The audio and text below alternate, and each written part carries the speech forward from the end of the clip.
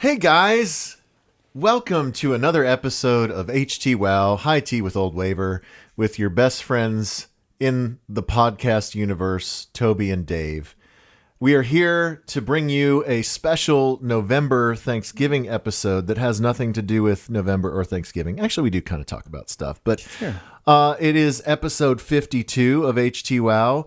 It is very special in that we have a fantastic giveaway of a fantastic record that you most definitely are going to want to own a free vinyl copy of. So go to positivespin.com, positive with a Z, and check out our fantastic vinyl sponsor and see how you can win a free copy of the Htwow album of the month.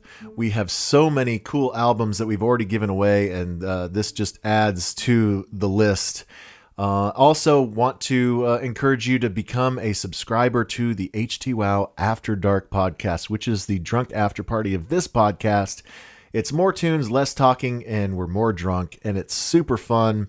If you are going to be trapped with the relatives over the holidays and you need more content to listen to in your earbuds to avoid conversing with loved ones, then go ahead and become a patron, and you're going to have like, I don't know. Let me see. This month will be After Dark number 35. So you're going to have 35 episodes that you can catch up on. And all of them feature tons of great tunes and lots of drunk banter. So encourage you to check that out, bro. Right, Toby? Right, bro. And hey, while you're at it, have a hashtag blessed Thanksgiving. Blessed.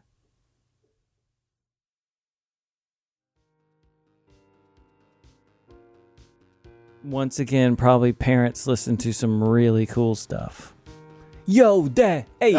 Put on that Birds record. Then let's jam some Stone Roses. That Chameleons is blowing my mind, bro.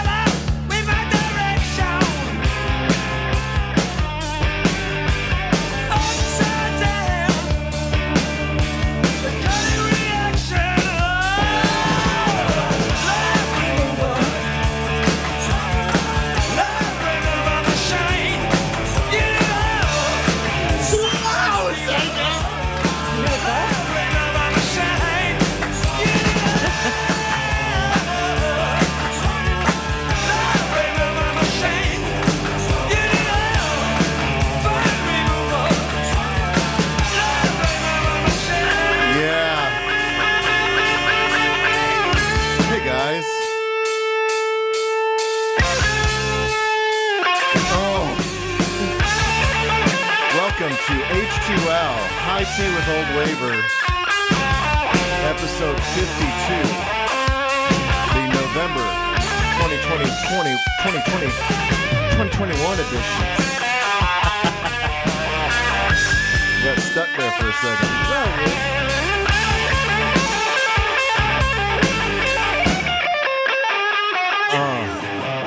My name is Dave. I'm the old waiver part. With me, as always, is Toby, the high T part. He's at Toby Pipes on Twitter. I'm at Old Waiver on Twitter. Together, we bring you this monthly podcast, which is a song swap and a beer swap. We each play 2 songs, and we drink beers. Used to, we would pick out the beers and present the beers to one another as gifts. But now, we have a sponsor that gifts us beers. Oh, bring this up real quick. Oh, here we go.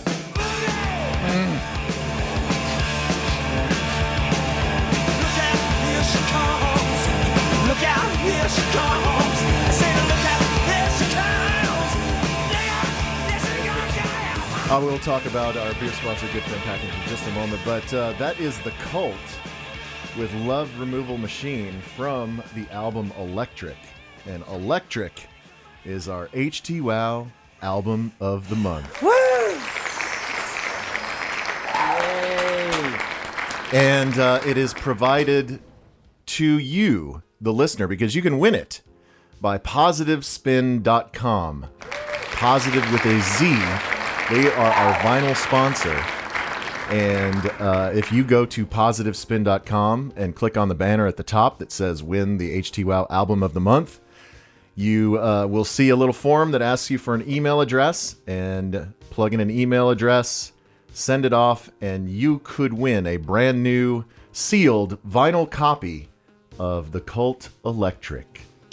One of the hottest crossover smash hits of the 80s. It really is, because it's It's new wave, but it's heavy metal.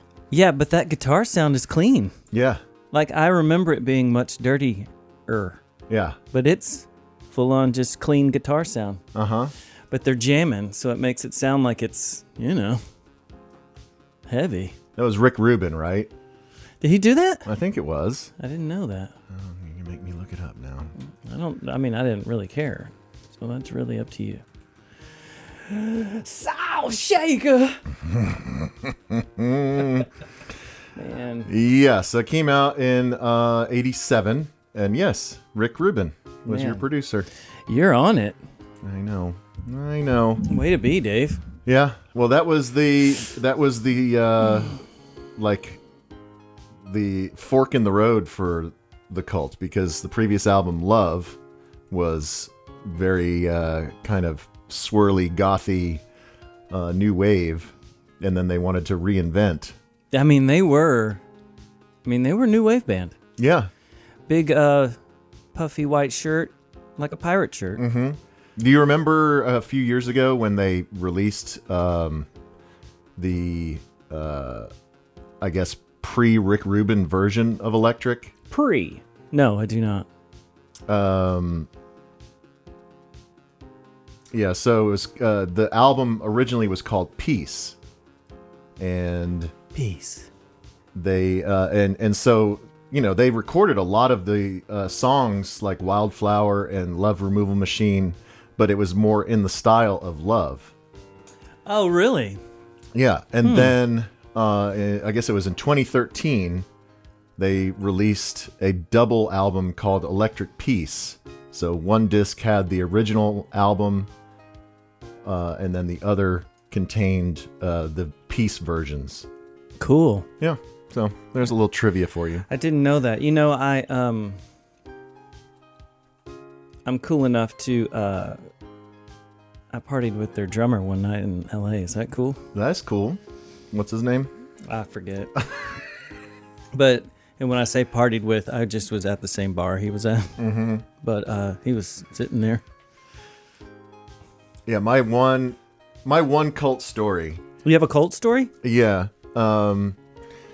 So Ian Astbury, at some point when they were broken up, he had a side project, Holy Barbarians. Do you remember that at all? No, I do not. And so Sounds terrible. yeah, and so he played, or Holy Barbarians played, like the 1-year anniversary party of Trees down in Deep Ellum. Okay. And they put up a stage in the side parking lot, so they had bands like inside and outside. And so when Holy Barbarians got up and played, they played the stage outside. And at this time, Ian was a little heavy. Okay. And didn't really seem to care. And so they bust into their first song, and he's always got the tambo, right? Right. That was kind of his bit.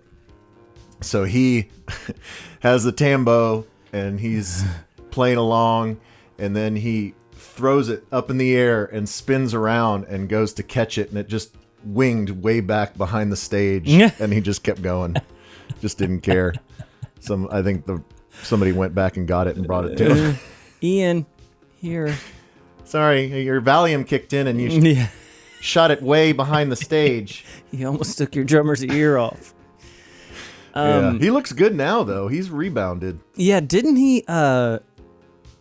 He did the Doors reunion, right? Wasn't that him? He was I think the singer. So. Uh-huh. Yeah, that makes sense. I could see him doing that. Yeah. They probably didn't even know Ian McCullough probably could have been better. Probably. But, And while we're on the subject of sponsors, let's go ahead and say hi to Goodfriend Package, 1155 PV Avenue. Our good friends Matt and Josh always hook us up with good stuff. happy anniversary to them. Yes, they did celebrate a big anniversary, 10 years of Goodfriend Burger Bar and Beer Garden. And but I went by Goodfriend Package, which is now fully renovated and ready for you to serve sandwiches and coffee from Cultivar, etc. How did it look? Similar, but it's a little more functional. The coffee bar is bigger. Uh-huh. And I think a lot of it was more behind the scenes stuff that they needed to fix. Oh, I see what you're saying. But, it's nice and clean and cool. Looks good. But he had some special Magnum bottles that he wanted to unload on us. Yeah. Because, he said that people... And he actually got this from Goodfriend Burger Bar and Beer Garden. Okay. He went across the street and grabbed some things because he said that, these are meant to share generally, and that people don't share beers anymore. Just kind of post-COVID, people just don't order these. So he just wanted to. Well, you're not drinking out of the bottle. Yeah. I mean, you're pouring them into a glass like we did. Which is just like getting it from a tap. What's the difference? I don't know. I guess he just, for some reason, he said that these just sit on the shelf. So he wanted us to have them. Good. And so the one that we are drinking today is from Rollertown Beerworks out of Salina, Texas. It is the Cherry Chocolate War Daddy Imperial Stout. Yeah. It is a 10%er. It says barrel-aged Imperial Stout brewed with dark cherries, cocoa nibs, coffee, and vanilla. Cocoa nib. Cocoa nib. It's delicious. Mm-hmm. Yeah, it is smooth as hell. This is how I would want to do it, though. Like with 2-3 people, finish this one, and then move on to something else. Yeah, do something different. I mean, we split this into 2 pint glasses, so... Oh, the whole bottle went into 2 the whole bottle was a little less than 2 pints. Wow. And so I'm guessing a wine bottle goes into 2 pints. I guess so, yeah, because that is definitely the size of a... Yeah. And we'll try that later. And if you have not visited Rollertown, are you familiar with Rollertown, Toby? Is it an old roller skate place? No. It is the brewery that is owned by Ben and Skin. Really? Yeah. They stopped their podcast recently. They stopped it? Yeah, I saw something of, hey, we've had a great time, but he just said they didn't have time to do the once a week thing anymore, so they shut it down. Well, they've got a lot of stuff on their plate, including owning a brewery. And I was gonna... How close is Salina to Dallas? It's way north. It's up past like McKinney and Frisco and all that. Why did they pick to? I think Ben lives out there. Oh, okay. Do they still do all the basketball Stuff. Yeah, okay, so that's what I was going to say. Okay. Is for P1s of the ticket, which is, where anyone who's ever heard of me will have heard me, the ticket. So if you're a P1 of the ticket, you remember most likely that Ben and Skin used to be on Saturdays after The Orphanage, the show that I did with Danny on Saturdays. So Danny and I were 10 to noon, and Ben and Skin were noon to 2, the time slot that's now the Cirque du Soleil program. Mm-hmm. And so I always think about whenever it was, like 15 years ago, that I was a peer of Ben and Skin. Mm-hmm. That I had a weekend show on the ticket. They had a weekend show on the ticket. I did a few crosstalks with them. Yeah. Filling in for... Love those guys. Dingu. And our crosstalks were legendary. Mm-hmm. AIDS tapeworm, for one. We did a crosstalk with them at the Speedway once. Do you remember that? No. We were all crammed in that little tiny room, and we decided to do, because we were like, we don't have to do this here, because we were basically in a closet. And they were like, no, we're doing it. And we all crammed in there, and we're sweating. You don't remember that? I do not remember that at all. Yeah. I blocked it out. Anyway, so my point being is at one point, I was a peer of Ben and Skin, that we were equally accomplished or equally making the same amount of progress on our media and career climb. Mm-hmm. Fast forward 15 years, I now have a podcast. Meanwhile, they are afternoon drive on the Eagle. Skin is color commentary on Mavericks games, and they own a brewery. Yeah. So, congratulations, Ben and Skin, for lapping me like 10 times in the last 15 years. But you know me pretty well. That's true. They don't know you as well as I know you. Do you know what I've done with Skin? What's that? For a while, he owned a publishing thing for music beds. Oh, yeah. And I did a bunch of music beds for him, and they still get used to this day. Yeah, I mean, he's got a label, and I don't know if he's involved with Josie Records directly, but he does a lot of stuff with them. Mm-hmm. So, yeah, they have a lot of stuff going on. I have very little. They hustle, Dave. Yeah. Maybe that's the deal. Maybe I just need to ask my former peers to mentor me. Yeah, do you guys get up and make a list? Because I'm exhausted. How can I do cool stuff like you guys? I'm tired even thinking about it. All right, so go say hi to Ben and Skin up at Rollertown in Salina and tell them that Htwow sent you, and then they'll say, who, what? And then say Dave and Toby, and they'll say, oh, cool. Cool. Yeah, they have I remember a podcast? those guys. Vaguely.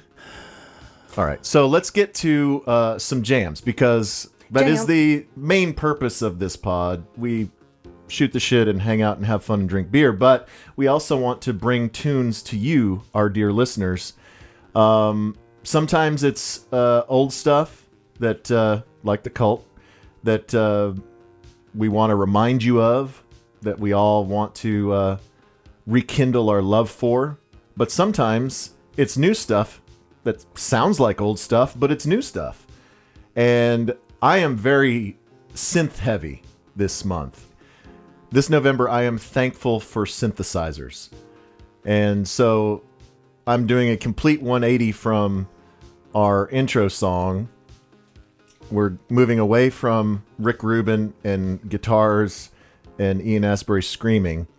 And we are going to play some very nice retro synth that's brand new.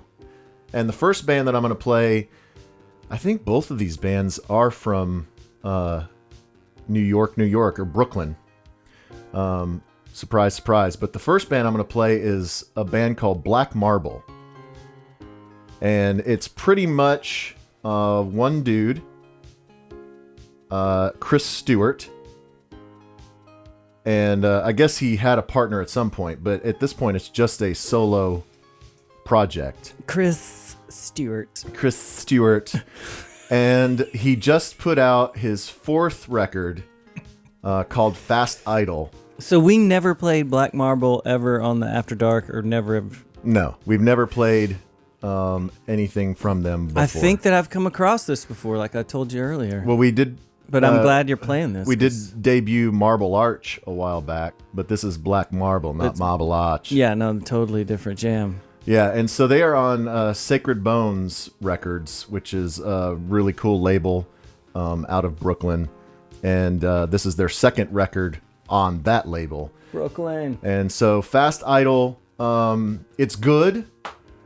It's somewhat limited by his vocal range. You know, he's kind of like a monotone mumbler.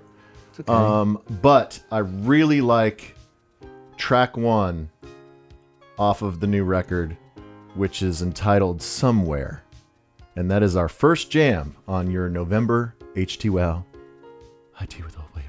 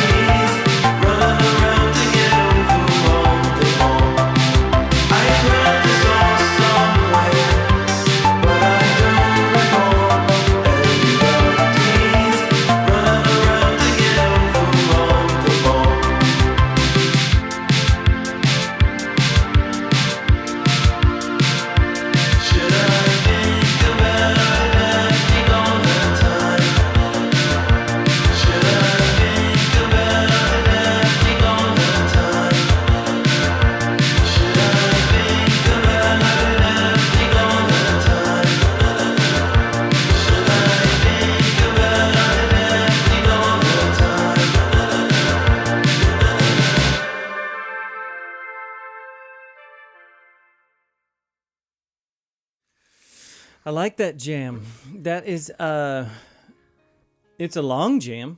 Yeah, and that's the thing is that he most of his jams on the record are on the long side. Mm-hmm. That maybe, I mean, it's all self-recorded, self-produced. Like maybe if he had an editor, a producer that could say, you know, you might want to just make this one a little bit more concise. I'm almost positive. See that drum machine right there? Uh-huh. That one does the sounds that were on that thing.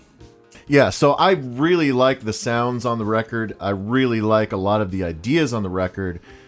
Some of the songs just, as we've talked about before, don't land. Like they kind of go on and on and on. Yeah, but I like that he kind of put two songs into one there. Yeah, to me that's the highlight of the record. There's a couple more that I really like. And I'll probably try and pick one for the After Dark. But it's good stuff. That would be a cool thing to see him pull that off live. Yeah, I don't know if he has a backing band when he goes out. Or if he just kind of does it Thomas Dolby style. Yeah, he might. He might just be triggering stuff and playing the drum machine. And I don't know. But Black Marble. Black Marble. I figured it might be up your alley just because of I'm sure you can pick out, like you said, all of the equipment that he uses, it's all awesome. the sounds. Yeah, there's a lot of Juno. There's a lot of sequential circuits. It's awesome. I bet he has a lot of fun making those records. Mm-hmm. So Black Marble. Black All right. Marble. There you go. All right. So before we get to your first jam, I did want to touch on something that we teased last month. And has occurred in between the October pod and the November pod, and that is let me get the name right. Yeah, let's get it right. Manish Patel's first annual memorial Chili Bowel and More Invitational Chili Cookoff. It's a lot. It is a lot, but yes, we had Chili Bowel at my house for a Cowboy game, and a lot of people showed up. I can't remember if we had 11 or 12 chilies entered. Do you remember? I think it was 12. There was, definitely the most ever, right? It may have tied the most ever. Craig seemed to think that maybe we had like 13 at some point. Oh, okay. But it was a great showing. It really was. It was hard. It was hard to pick. And we had amazing T-shirts printed up. Mm-hmm. Thanks to Austin Green, yay, drummer Austin. for Taylor Young Band. He has a T-shirt company, and they did the logo and the printing. And they turned out awesome. He shot those out really quick. Yeah, and I still have. Showed up at your house with a box, right? Yeah, he hand delivered them, and then he couldn't stay for the chili. Mm-hmm. He's the reason, when I was telling you that when I ran into Bucks Burnett about the XTC stuff. Yes. The reason why is because he was delivering the posters for the Polyphonic Spree concert. Oh, that's right. To Good Records at like midnight, like the night before the show. Yeah. I was like, God, man, he is hustling. He hustles. See, that's our problem, Dave. We don't hustle. Yeah, but he doesn't hustle to get paid because I still haven't been invoiced. Yeah, no, he's all right. But I do still back. have some mediums and some larges. So if you, dear Htwow patron, want to figure out how to get in touch with me and figure out how you can get a Chili Bowel t-shirt, I put that on you. They're very, very cool shirts. They are cool. They run small. A little bit. So if you think you want a medium, you probably want a large. Do I need to swap you out for a large? I don't know. I kind of like You like your medium look? my pecs. Yeah. But, yeah, maybe. Maybe. Well, I do have some extras. Sometimes I like a night shirt to sleep in. I like to pull it down past my panties. Pull it down.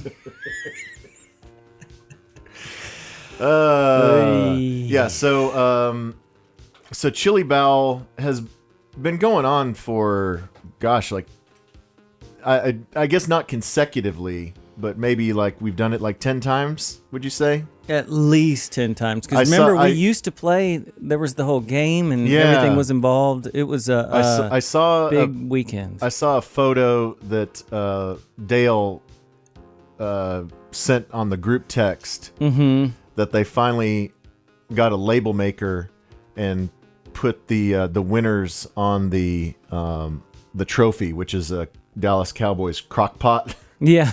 Let me see if I can pull that up really quick because I don't know if it has years on it. Well, the thing was, Jeff and Sherry's house was the first Super Bowl. That's right. Way over there on the other side of White Rock Lake, but it was I don't know if it was like a cook-off or anything, right? We just had food Yeah, I don't think so. and we played a game. Little flag football. Little flag football. But yeah, no, I like the crock pot touch, like you won Wimbledon. Right, yeah. It's They like carve your name in with, it's the cup that Yeah. you hoist over your head. but instead of carving it in, it's just a label maker. So there's not a lot of, like when they're carving the name in at the end of the game, and you're like, God, I hope they Right, I hope they don't pull slip. it off. Yeah, I can't find. I have too many group texts, so I can't find the picture of the crock pot. But I will try and put together a Chili Bowel Instagram recap for the Htwow pod. Yeah, profile. and you'll need to you'll post the picture under the post for the pod. Yes, God, that was yes, a lot of peas. yeah. So if you go to oldwaver.com and look at the post for this episode, you can see those pictures. But it was highly competitive in my house because we entered 2 chilies. My wife Marissa did not want to hitch herself to my wagon. She wanted to make her own mark in Chili Bowel, which I think Well, she even did 2 chilies. Yeah. Well, she did 2 batches and then she ended up combining them for her entry. I didn't know that. That's Yeah, it was like a 75-25 mix of her 2 batches. Why did she do that? I don't know, because she's really competitive and she wanted to win. And then so I did my usual thing of looking up a recipe, but then totally bastardizing it and kind of doing whatever I feel like. Because you're gonna make it better than the recipe. Because I that's have online. all of these secret chili making tricks. Yeah. And so I would like the listener just take a moment and let's just say there were 12 entries. I can't remember if there were 11 or 12, but out of 12, where do you think I placed? Well, I know where you place. Everybody got their answers locked in? If you guessed next to last, you are correct. And then what's great is that you were having to read off the results Yeah. in front of everyone. And that's what I love about the contest is that everyone is hung out to dry. They who's number whatever. Yeah, you're last place. Yeah, because it's all, I mean, when the chili tasting happens, all of the crock pots or stovetop pots are labeled with a letter. And so, especially if you get there late, you don't necessarily know whose is whose. You can guess. You don't want to know whose is Yeah, who. you don't want to know whose is whose. The people who are there early setting up their chili have a pretty good idea of whose is whose. But it is more or less a blind taste test. Mm-hmm. And it is pretty amazing how consistent the voting is. I know, it really is. And of course, let's give credit. Well, credit is due. Yeah, he's so- very good at this. Yeah, so Dale won again. If I had the trophy and picture in front of me, I could tell you how many times he's won, but I think it's like 6, maybe 7. Yeah, I will say, his definitely was the best one, and I chose him for number 1 as well. But he's got to change the recipe next year. Yeah, well, that's what he did last year. He changed the recipe last year, and he lost. So And he so went back. he went back to his championship recipe this year. Yeah, because he wins because it is the chili that you get at a place. It is I don't want to say it's basic. It it's everything that you want in a chili. Yes. Without someone jazzing it up too much. Yeah, It's if you ordered a chili, perfect if you chili. ordered chili at a restaurant and Dale's chili was served to you, you would be like, "Oh, this is good Yeah, chili. this is good chili." exactly what I expect." Or you wouldn't do the thing of, is it sweet? What is this? There's Yeah, something what in am I, this. What am I tasting? Is Yeah. is that turmeric? Yeah, there's none of that. There's just like, man, this is good chili. I'm going to go. Is that peppermint? Because that's why I always pick the one that I always do first or second is that when I go back to get more chili, I know the ones that I'm going to, and I'm like, well, these are obviously first and second, so that's what that means. Yeah, generally, I think most people do kind of the same method because we had some newbies, and so we tee everybody up. We have these tiny little tasting cups, so go through and take a little taste of every chili and make a mental note of your favorites, and then go back. We have our little yellow Post-it. Yeah, and then go back and retaste your favorites to figure out your final voting order because you only vote for the top 3. Mm-hmm. So Dale came in first. Our friend Craig came in second, which he was very bitter about. He was. Our friend Robin came in third. She entered 2 chilies, her third place chili, and then she also had a veggie chili that beat me. I pick that one every year as my third one. I picked it first. The only chili I beat was our friend Joel's turkey chili. Man, when you said his name, he was like, "That's me." He did not care at all. Yeah, he did not care. He knew. Well, he was like, "I made turkey chili because I'm off red meat right now," and he knew that was a death sentence. But at least I didn't finish last. So thank you, Joel. And so Robin, who is a professional chef, finished third. And then dear sweet Marissa finished fourth. She got so close. She was almost on the podium. I know, not without controversy, because Taylor's girlfriend, Katie, confided in Marissa after the fact that she did not vote for Marissa's chili because she thought it was Craig's chili. See, that's why no one should know who it is. I know. Why was she trying to... Because she was trying to downvote Craig. And Why? I don't know.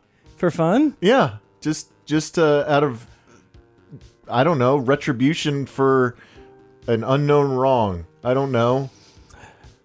Craig is going to love to hear this. Yes. Did he know this, or are you letting this out right now? I don't know if he knew this, but yes. Oh, my goodness. You are starting it up now, Chief. Had Katie voted with her conscience instead of trying to sway the voting, then maybe Marissa would have been third. Man, all I know is you have started something, and I am not cutting that out. No, leave it. Leave it for forever. It's on the internet forever. We'll leave it so they have a confrontation next week, which we'll get into later. Yes, but we had a great time, and everybody was overwhelmed by the T-shirts, and we also had a shrine to Manny with we had a Troy Aikman candle, like one of those, like the patron saint candles. Yeah. And then we had a picture of Manny from after he won Chili Bowl many years ago. He was wearing a Cowboys construction hard hat and holding a little tiny stainless steel chalice that was the trophy at the time. Mm-hmm.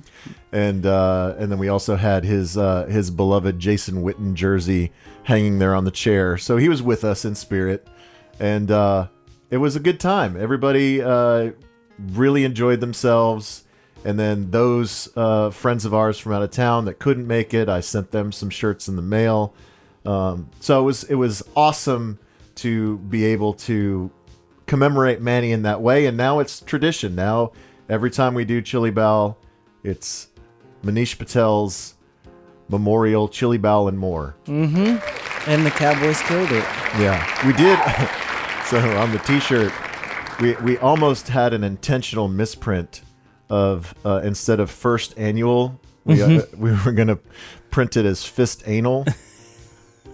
But then we thought no one will actually wear these shirts. It already says Chili Bowel instead of Chili Bowl. Mm-hmm. Somebody's parents will eventually get it. Yeah, so we didn't want to put fist anal Chili Bowel. That'll be later.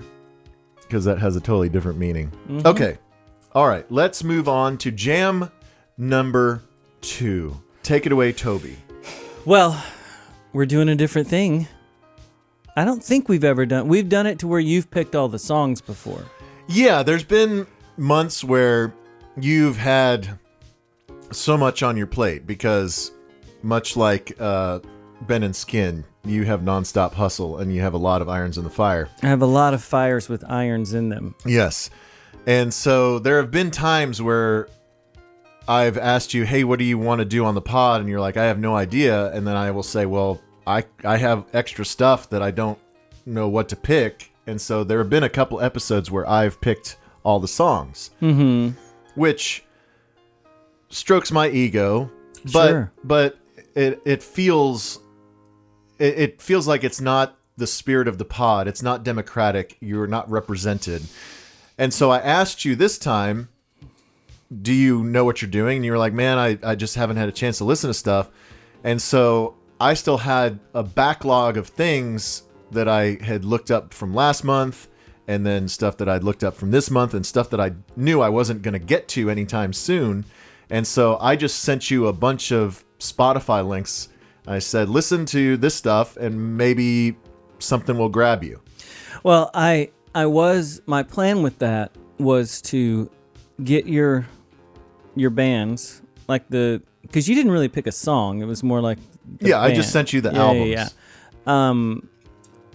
I was even going to go into, well, if I did like this or didn't like this, I would just kind of go into people also like this kind of thing. Right, go down the rabbit hole. Basically just go through the dives from the things you set off. But then I thought, this is almost like if it was like a proper radio station thing and we got sent some stuff, what would we play?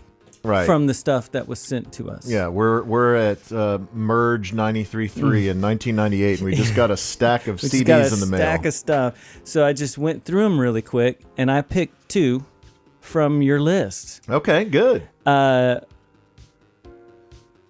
going to have to... I don't know when you picked these, if you know a little bit more about the bands than I would, because I know nothing about them, but I want... You don't know what I've picked yet unless you've been looking over here. No, I do not. Well, I have an idea of one just because I heard you play a little bit sound of it. checking earlier. Yeah. Well, the first one I'm going to play is Munya. Love it.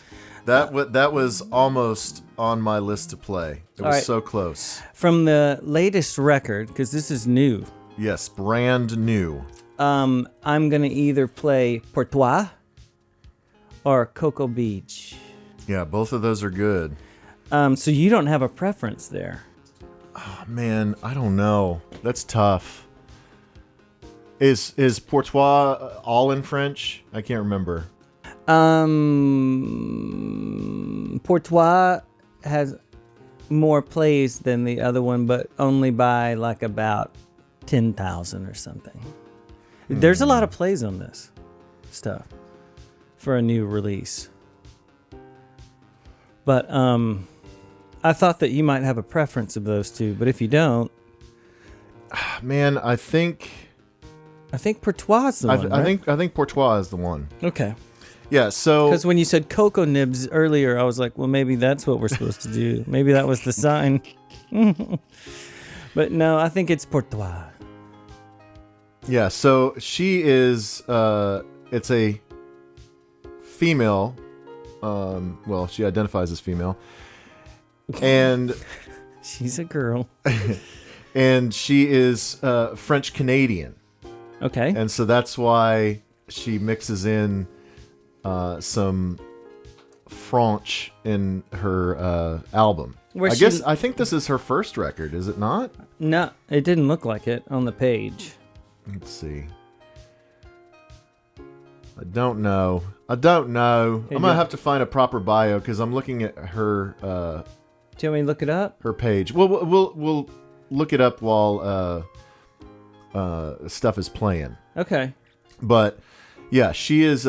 She's cute. She is French Canadian. She is like a classically trained music savant. Does it say where in Canada?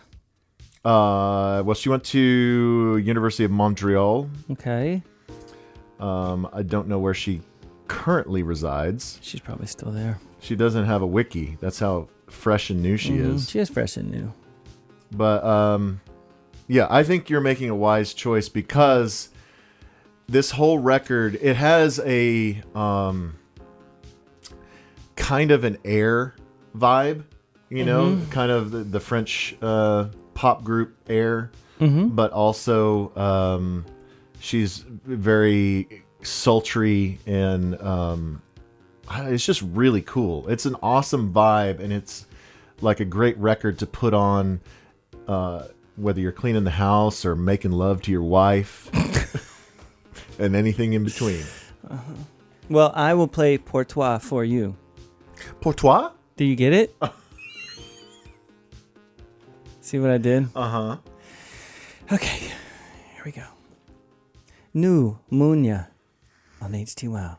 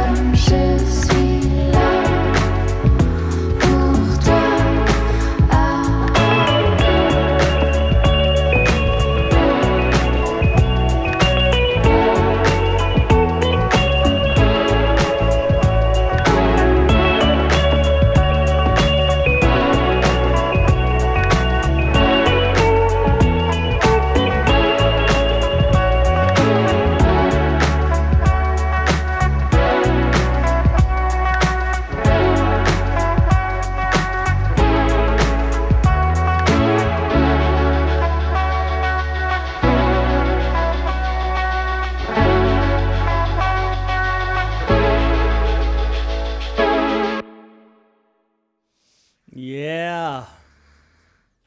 So good. It's really good, Dave. Nice recommendation from you. So her name is Josie Boivin, Boivin. And so she was born in a small town in Quebec. Wyvern? She's the youngest of 9. Holy moly. So she was classically trained as a pianist, and then she discovered opera in high school, Okay. and then she studied jazz in college at the University of Montreal. Okay. So she knows like all the chords. Yeah, she knows everything. And then she, in 2017, played at the Pop Montreal Festival. And so after that, she got the inspiration to record music. And so she put out a series of 3 EPs. And then the new record that just came out, Voyage to Mars, is her first full length. So it is her debut. Okay, so first full record. I see. Yeah. Good. But yeah, she is just super cool. Yeah, I like her jam. She, like I said, it kind of reminds me of that Portlandia Washed Out opening. Right. But it's smooth and good.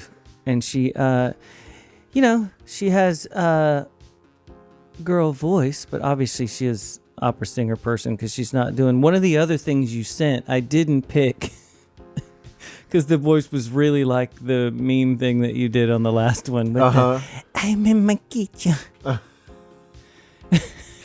Welcome to my kitchen. We got bananas and avocado. Yeah, so I didn't pick the other one on because of that because I was like, I can't hear someone sing like that again. Right. And then the next one that I played will make sense of the ones that you sent because we have to have one like that. Okay. Good. So that's good. It's good. I mean, I'm serious that this Munya record is the ultimate just winter mood record. Mm-hmm. Put it on the fire. Yeah, you just if you can get your fireplace to work. Mm-hmm. Warm your junk all next to the fire. Yeah, get the fire going. Get a little hot toddy. You know, we got a cold front coming in, Dave. Curl up on your bearskin rug and put on the Munya. Mm-hmm. It might get a little chilly tonight. We'll see what's going. We'll see what we can do. I didn't bring any outerwear, so I might have to. Hey, as long as we have those, I might have to stitch 2 of your hoodies together. As long as we have the long T-shirts, we're fine. All right, so everybody, please check out Munya, and let's convince her to come play Htwow Fest. Yeah, I can't wait till that goes down. That's going to be a long list of bands. Yeah, I know. All right, are you finished with Beer 1? Tears for Fears headline? Yeah, we should get Tears for Fears to headline. Yeah. Yeah, I finished a while I back. passed, by the way. I passed. They're playing Toyota Music Factory. Oh, okay. Tears for Fears. Is that where they're going to play? That's where they're going to play. Yeah, see, you thought they were going to play American Airlines Center. Well, they did last time. Tears for Fears did. I swear they did. Did they not? Remember, we had this argument on the last podcast. I don't remember. But that makes sense for them. Did you see the opening bands for this? Garbage, and who was the other one? Alison Moyer. Oh, Alison Moyer. Yeah, It's pretty cool. It's pretty cool, but I don't know. I bought Kraftwerk tickets, and I bought Pavement tickets, and I may yet go, but I will probably try and find tickets last minute. Mm-hmm. I just can't commit to after no shows for 2 years. I can't just overcommit to a bunch of shows and shell out a bunch of money for tickets that I probably won't be able to find anyone to go with me. I'm going to that one. To Kraftwerk or to Tears for Fears? Both. Both. I gotta go to Kraftwerk. It's on my birthday. I know it's an Htwow birthday celebration. Yeah, it's our birthday weekend. Uh-huh. What was I gonna say? It was something so about Htwow Fest or about Tears for Fears? Tears for Fears. Or about Garbage or Alison Moyer? Oh no, the other thing. I know why deep down you really don't want to get tickets right now for that. Why is that? Because of your last Toyota Music Factory experience. Oh, the Nine Inch Nails. Was that my last time there? I don't know. No, I think I saw Tame Impala there after that. Oh, But yeah, okay. When we went on the wrong night. Yeah. And then we had to find a scalper and sell him the tickets for the next night and then buy tickets for the current night. Oh, God, I'm such a moron. That was so wild that night. Jesus Christ. We have fun though. And I wasn't even drunk. But I am going to reach into the Goodfriend cooler and get us beer number 2. No. Well,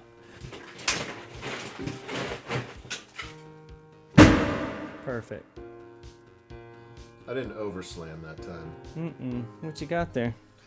Hey. We are staying local.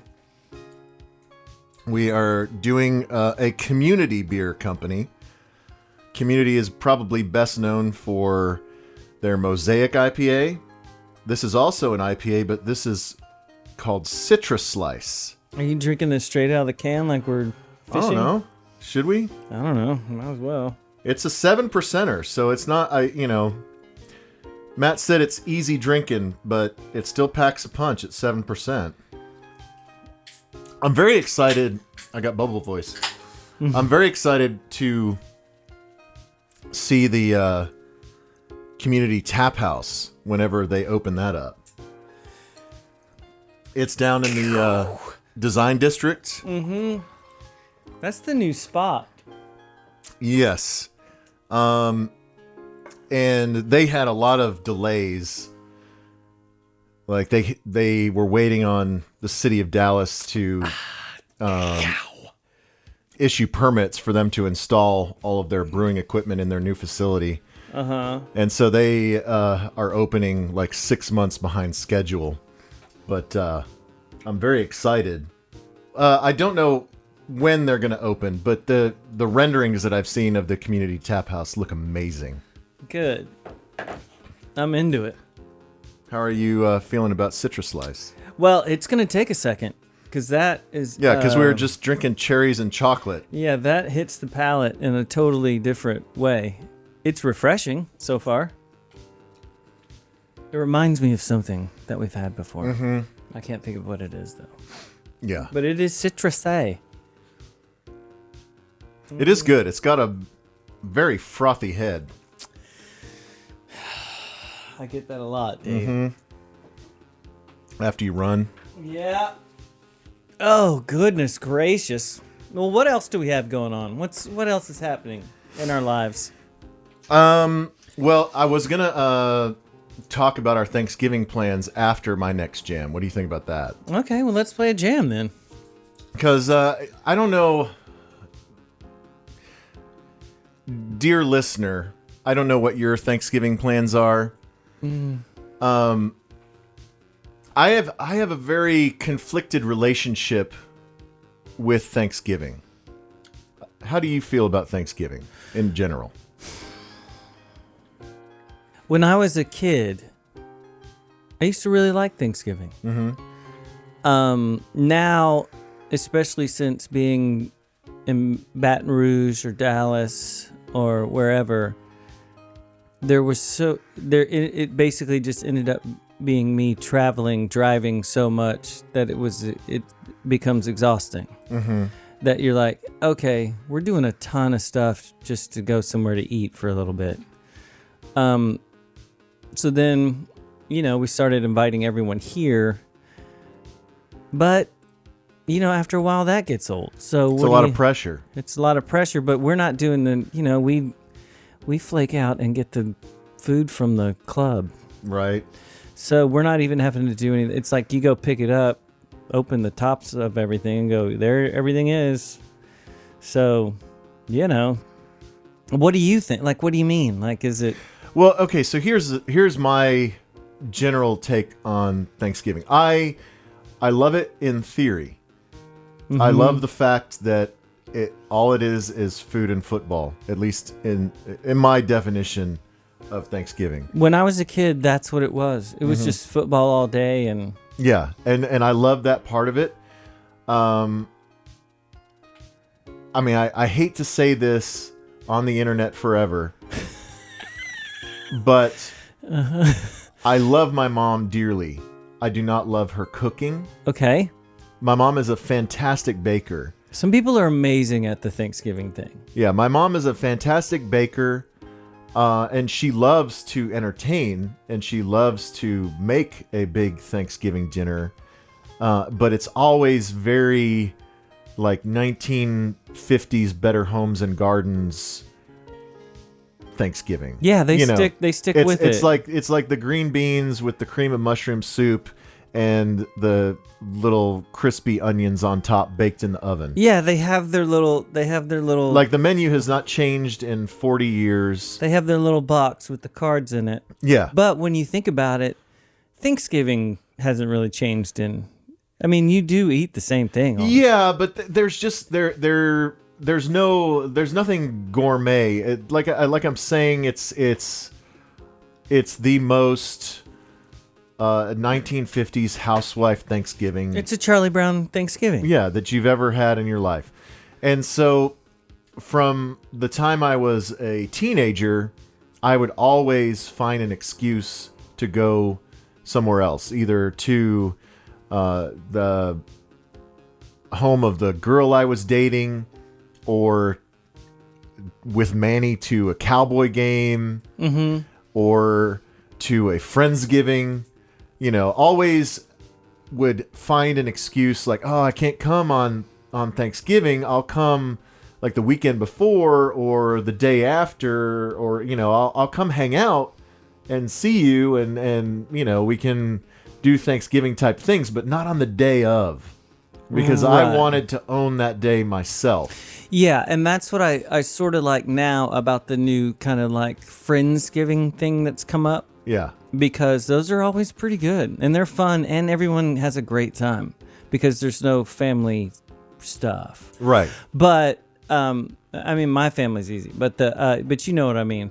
Like a some lot of people other people can't wait to get out of their house. Some people have to deal with drama with, you know, politics siblings or crazy uncles or in-laws that have like radical political views or whatever. Yeah, I was lucky as a kid. A lot of Thanksgivings, and I think I've told you this before, but our mayor in Huntsville had Cowboys tickets at the old Texas Stadium, like about the 15-yard line.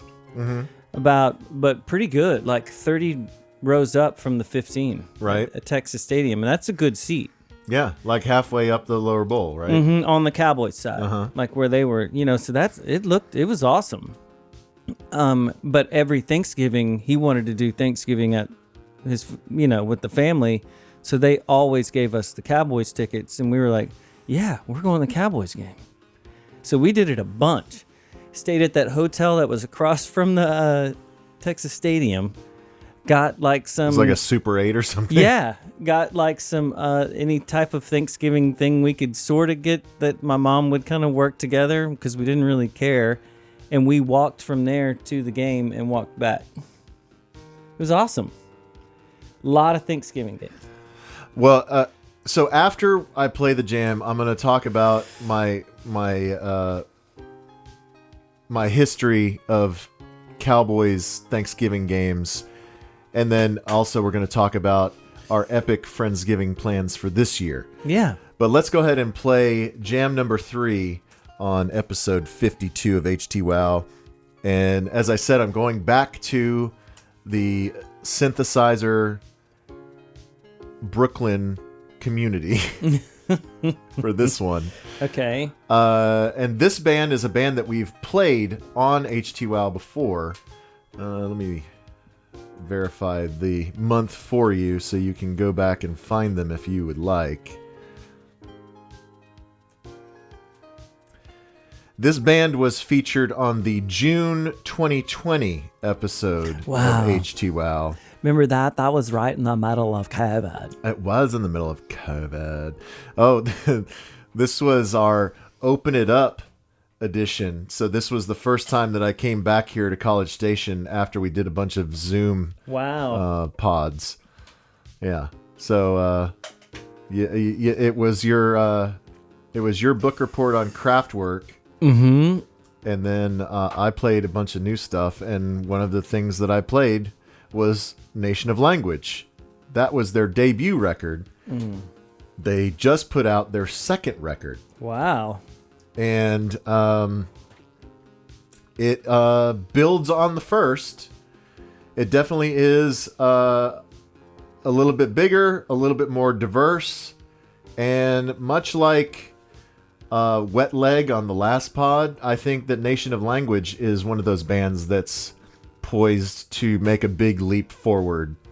The new record is called A Way Forward, and the song that I would like to play is, I think, the biggest jam on an album of really good jams, and I'm probably going to have to pick another one of these to play on the After Dark as well. Okay. But the one that I'm going to play for you guys is called The Gray Commute. And it starts slow, but it finishes big. And I hope you like it. This is Nation of Language on Htwow.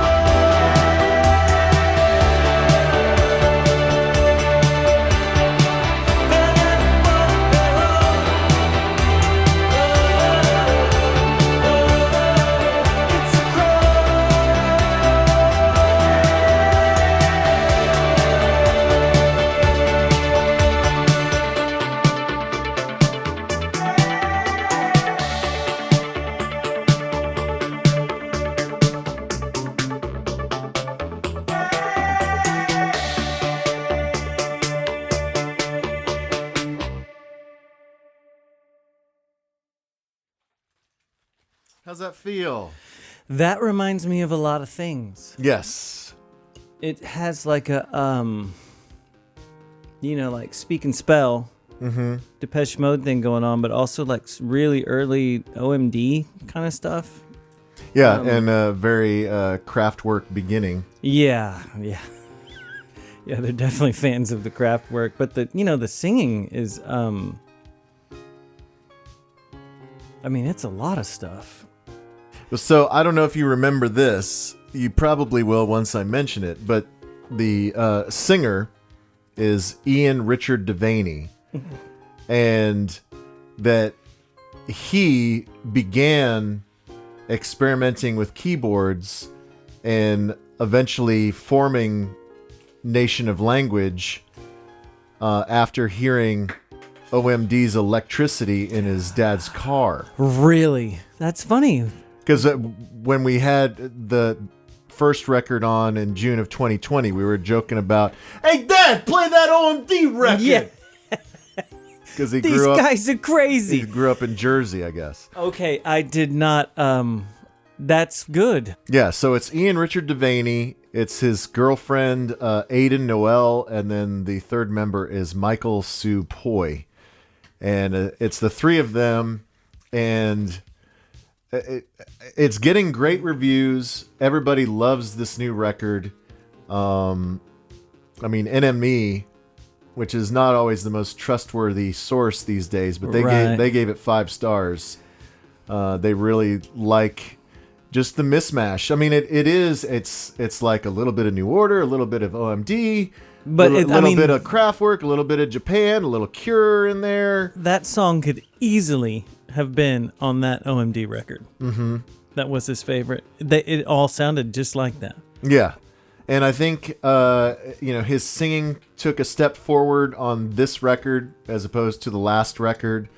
He's just a little bit more sure of himself. Mm-hmm. And, man, I think that everybody needs to check it out. I think Nation of Language, A Way Forward is worthy of a listen, and that they are going to be a band to watch in 2022. It's another click to pick. Pick to click or click to pick. Whatever you want. Is it pick to click? Yes. It's another pick to click. It's another click on dick. Something like that. Yes, Dave. Yeah, so back to Thanksgiving. Nothing takes you back to Thanksgiving like an OMD song. Right? But I'm sure at the Cowboys tailgates that Manny and I had at Texas Stadium, I'm sure OMD was on the playlist. For sure. So that became my Thanksgiving tradition for a good 3 or 4 years. When you had your tickets. Well, no, this was before the new stadium. So this was Texas Stadium. the end of Texas Stadium. But even after, Such a great place for a Thanksgiving game. even after, I was with my ex, and even after I think Clara was born, I still finagled going to the Cowboy game with Manny. I don't know how I made that work. It's probably part of the reason why I'm not still married. Because I know there was a fight. No, you are married still right now. Well, to a different person. I know that, but I want to make that clear. Yes. But yeah, I think there was a fight when after there was a Cowboy game. I think this was at the new stadium. It was probably the last Thanksgiving that I did with Manny. And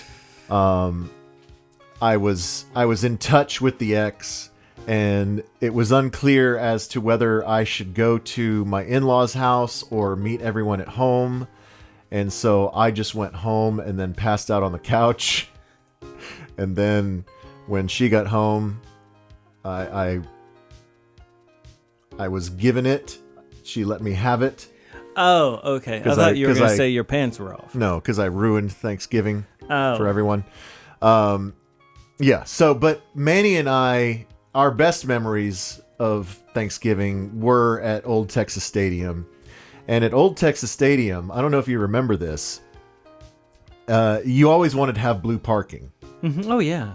Because blue parking was inside the loop, because Texas Stadium was in between 183 and 114 and Loop 12. It had The big triangle. it had a highway on all sides, And there was a big triangle, and Texas Stadium was in the middle. Yeah, you wanted to be in the triangle. Yeah, and blue parking was all the parking within that triangle. So you wanted to have blue parking. And so now if you go out to the new stadium, if you want to tailgate, you have to be on the perimeter of the parking lot, and you have to tailgate out on the grass. Which is fine. It actually is not a bad setup. No, it's a good setup. Yeah. But at Texas Stadium, there was no grass. No, it's all cement. It was all cement. Yeah. There's no tailgating it. Well, you could tailgate. You just tailgated just where you were in the parking lot. Yeah, it was weird. It was really weird. And so Manny and I would create this whole Thanksgiving dinner that we would cook on one of those tiny little Smoky Joe grills. Yeah. So we would get like the Matchlight charcoal and the Smoky Joe tiny grill. What did you get for a turkey? Well, we would get like a big turkey tenderloin, and then we would season it with, like nutmeg and, rosemary, all like Thanksgiving spices, right? Right. And then we would grill that. And so it would have a little bit of Thanksgiving turkey flavor, but it would just be a big hunk of like basically a turkey breast. Yeah, sure. And then we would have like a side of like gravy and a side of green beans and a side of mac and cheese or whatever, or mashed potatoes. We'd have all these things in those little aluminum trays. Yeah. And so after we would cook the turkey, then we would heat all of that stuff up, and then we would make our Thanksgiving dinner on our little paper plates and sit in our little camp chairs and eat our Thanksgiving dinner, and people walking by looking at us like they're having Thanksgiving. What is this? God. That is way too much work, dude. Oh, dude, it was so much fun. You should have just gone to Eatsies. Yeah, I don't know if I knew about Eatsies back then. There was no Eatsies back then. I'm just teasing. Probably not. Yeah, so I have fond memories of Thanksgiving at the Cowboy game. I do too. I'm sure that it was probably I probably am like 500 as far as wins and losses. Mm-hmm. Yeah, some of them were great, some of them were terrible. Yeah, in attendance at a Cowboy game for Thanksgiving. But this year, we are going to have the ultimate Friendsgiving. Yeah, this is going to be dynamite. So my wife is having her sister and brother-in-law and their new baby in town for Thanksgiving. Because we visited them a few times, but they have not visited us since we moved into our house. And so we're very excited to host them. And so we were going to have Thanksgiving at the house, but it kind of came up like, well, the Raiders are playing the Cowboys. It's on. And so why don't we do that? Because my wife and her sister are Raiders royalty. Well, and it's only the Raiders against the Cowboys on Thanksgiving is not a thing. Like, this isn't going to come up again for a long time. No, the Raiders very rarely play in Dallas, much less on Thanksgiving. It's usually like Cowboys Redskins on Thanksgiving. Or something like that. Yeah, but it's never the Raiders. Yeah, never the Raiders. It's very weird and very cool. This is the only time we're going to do this. Yeah, and so because my wife and her sister have connections with the Raiders, they put out their feelers and can we get tickets? And so the answer was yes. How many do you need? And so 1,000. And then so my wife put out the call to all our friends, the usual suspects that are always watching the Cowboys at our game, that are there for chili bowl, etc. And like, hey, I might be able to get tickets to Cowboys Raiders on Thanksgiving. Who's in? Thinking that everyone would already have plans with family, whatever, and everyone said yes. Giddy going. Up. Let's go.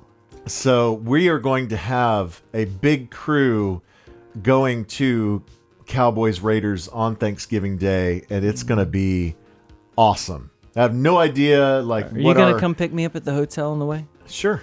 I have no idea what the accommodations are going to be. No idea how it's going to go. All I know is that it's going to be a blast. Yeah, it's going to be fun.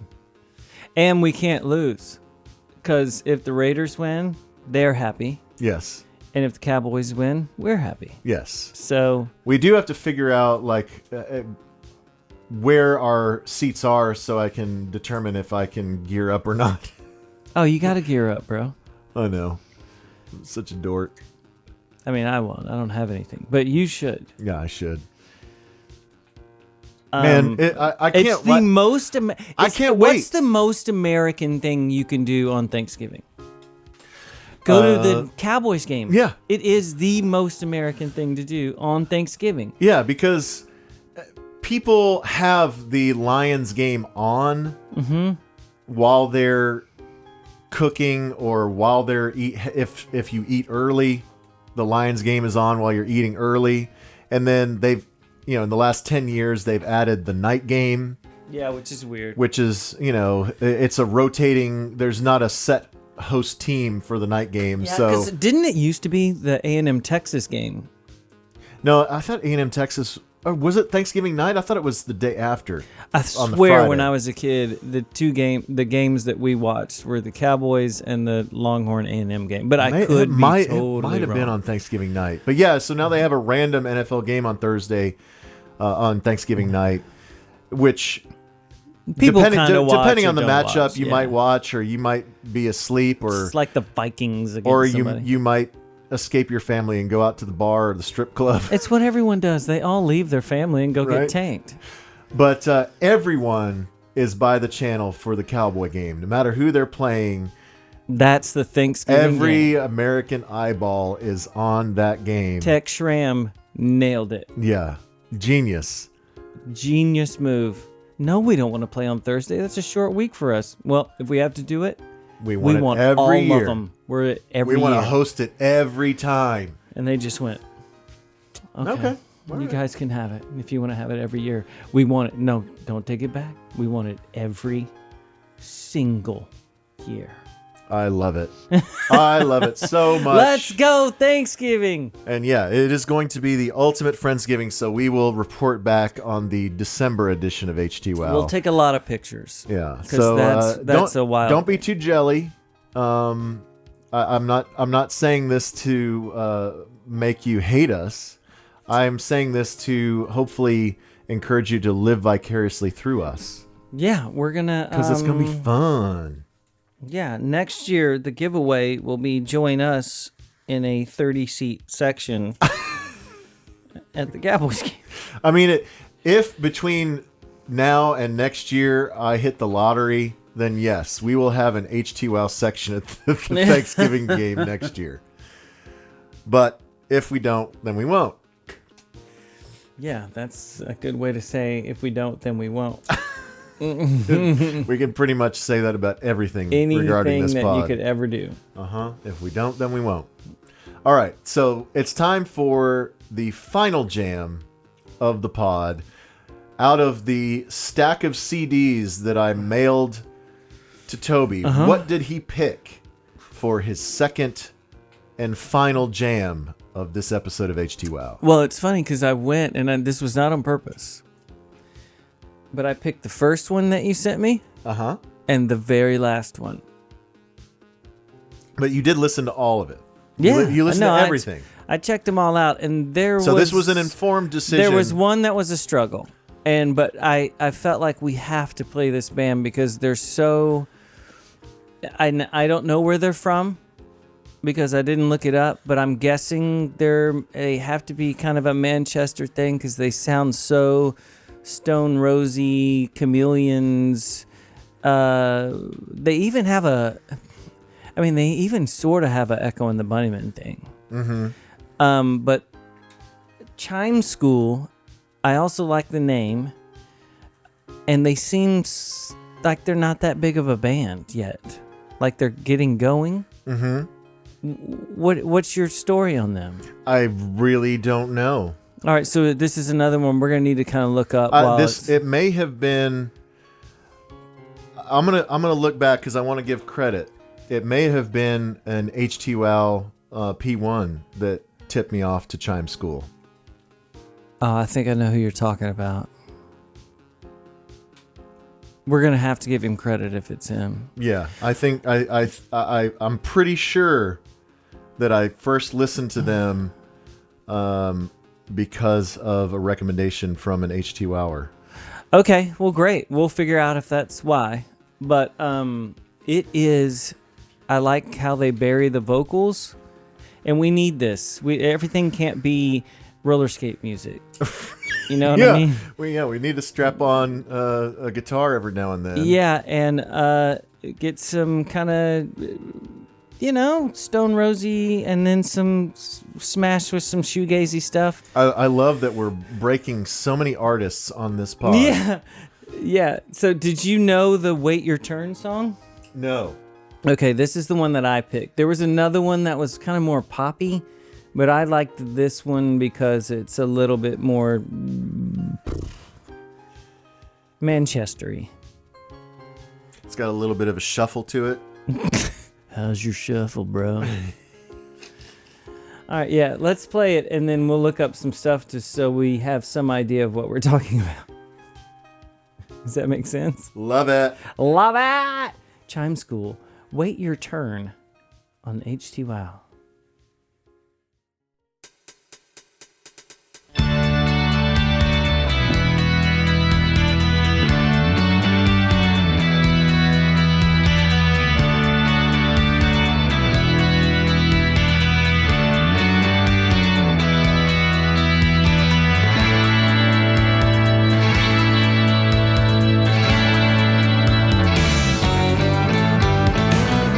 Wake up, Kentucky.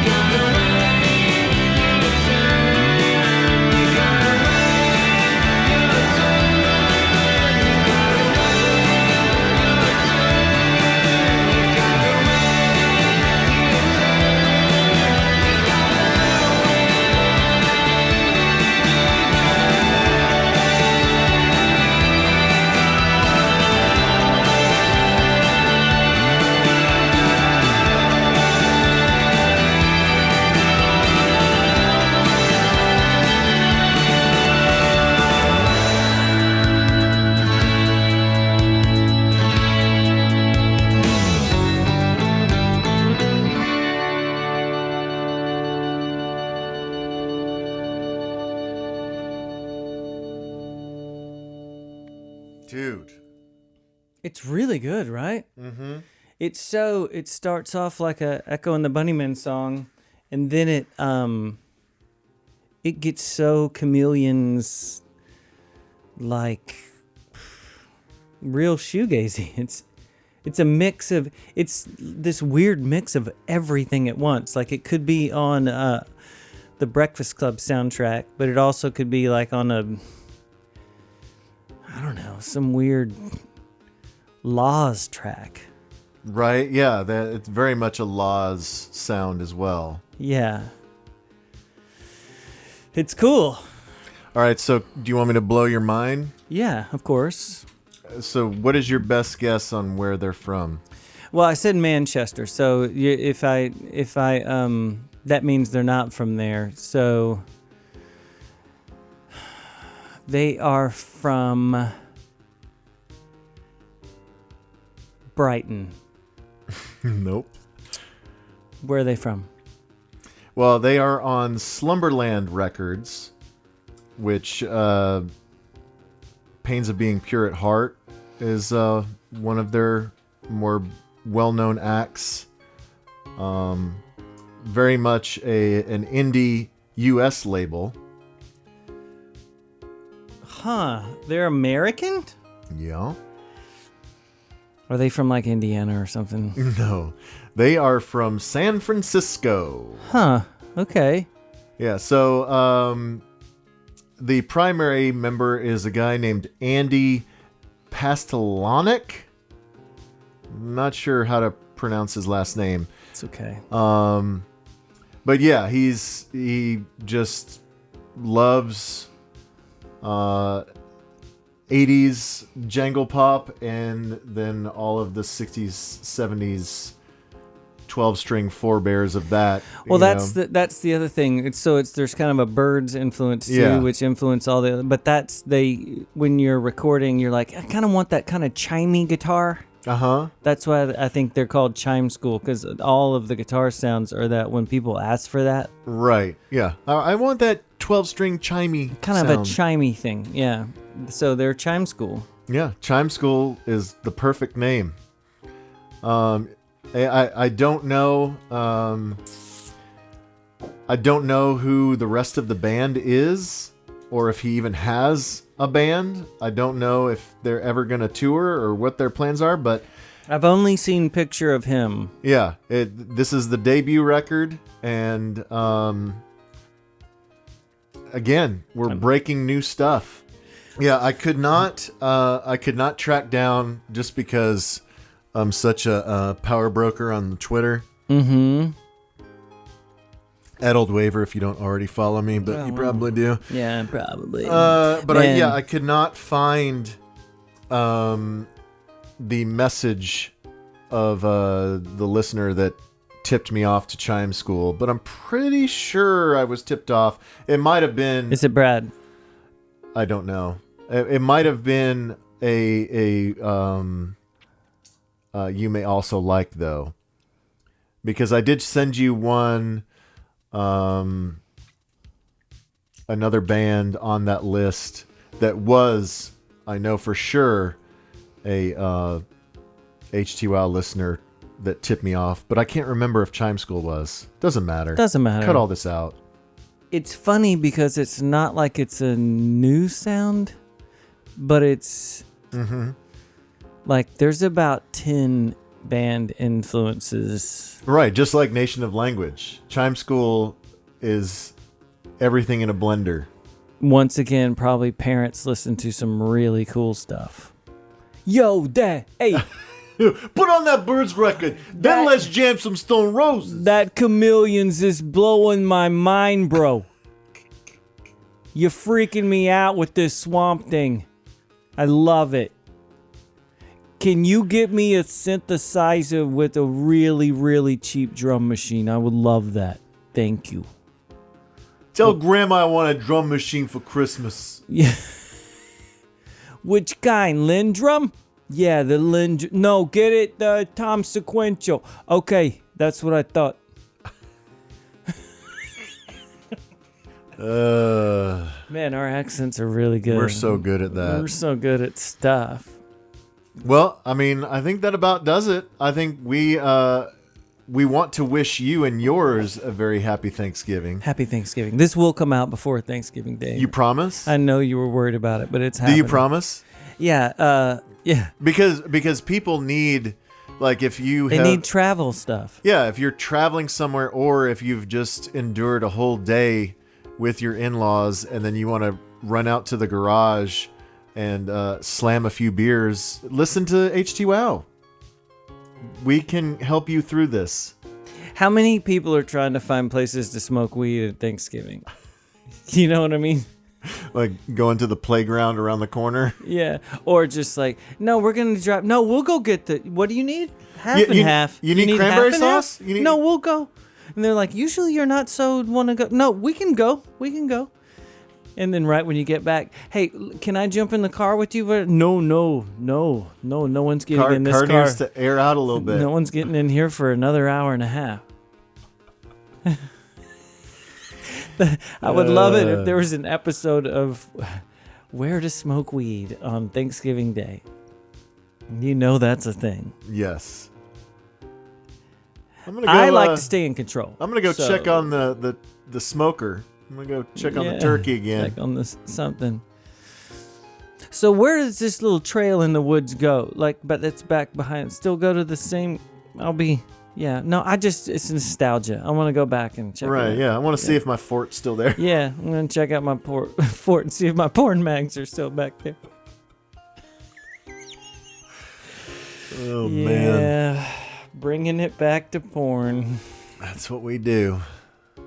Well, I encourage all of you to have a wonderful Thanksgiving and smoke weed with your family if they're cool, or smoke weed back behind the shed or in your car if they're not. And hey, also subscribe to After Dark. Yeah, we have songs to do. Yeah, we're going to have a kick-ass After Dark tonight, so go to oldwaver.com and click on Premium, or go to patreon.com and search up Htwow, and you can find out how to become a patron for as little as $5 a month. We're still about 45 away from me jumping trash cans, so That's not that far away. it's we're growing at a snail's pace. But at some point, maybe by next summer, I will be jumping Toby's trash cans in the cul-de-sac live on Twitch. You'll have to get BMX ready by then anyway, so I it's know. probably good timing. Yeah, I need to train. When's the last time you jumped anything, even a curb on a start by bike? jumping curbs. Yeah, I have never been able to jump curbs. Like I'm the lame person that has to slow down and like lift my wheel like over. pop the wheel. Well, like stop and like no, put my you feet don't. down. You and- can jump a curb. I cannot jump a curb. I don't trust myself. You're gonna really hurt yourself on those trash cans. I am.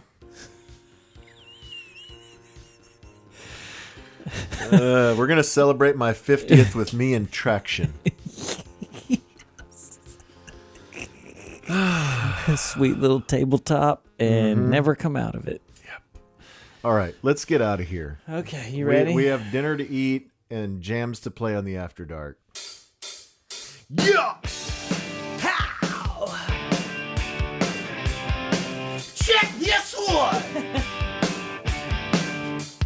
Salt shaker.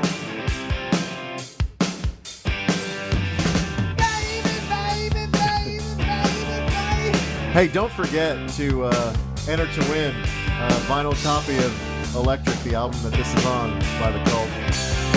Positivespin.com. Just give an email and you can win. And don't be one of those people that are like, I never win anything. This is an internet contest. They must have thousands of entries and there's no way that I could possibly win. You would be surprised at how good your odds are. So do yourself a favor and try to win a vinyl copy of Electric, which is a solid record. The only ones that I really don't like on this record, I don't like the cover of Born to Be Wild, right? I didn't know they covered that. Yeah, there's a cover of Born to Be Wild on this, which is not my favorite. And then there's another song that sounds pretty much just like it. But dude, Wildflower, this song,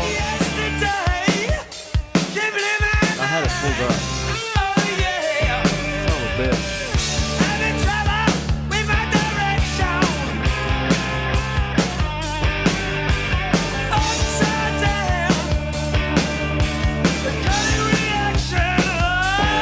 Oh yeah, so there's Little Devil. There's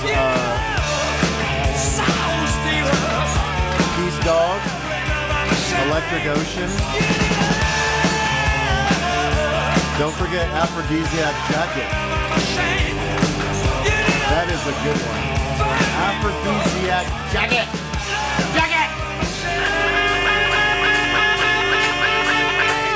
Hey, you need to tambo us out. Oh, sweet. We haven't tamboed it out in a while.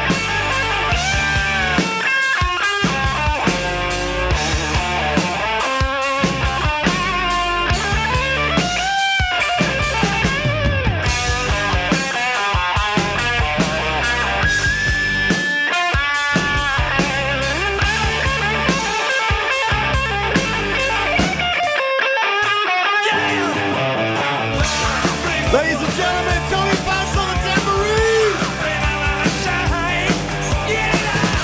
Thank you for listening to Htwow and telling all your friends about your favorite podcast for beer and music.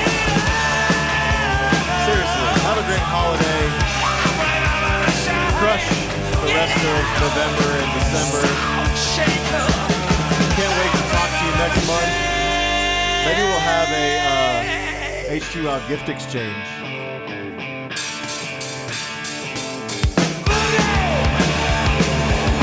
Yeah, bass on the tambo now. Look out, here she comes. Look out, here she comes. I say, look out, here she comes. Look out, here she comes, yeah.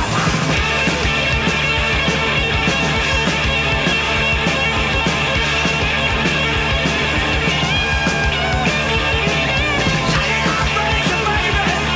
Shake it up, break it, baby. Shake it up, break it, baby. Shake it up, break it.